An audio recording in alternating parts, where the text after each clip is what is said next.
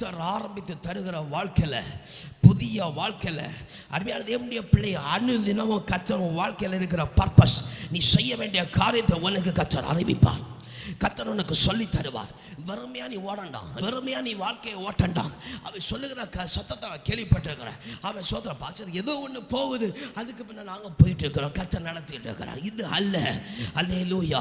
அருமையான தேவனுடைய பிள்ளையை கர்த்தர் ஒரு புதிய ஆரம்பம், புதிய வாழ்க்கைன்னு சொன்னா உன் வாழ்க்கையில் ஒரு பர்பஸ் இருக்கும். நீ சொல்லுவ, கர்த்தர் இதுக்காக தான் இன்னைக்கு நான் ஓட வைத்திருக்கிறார். அல்லேலூயா.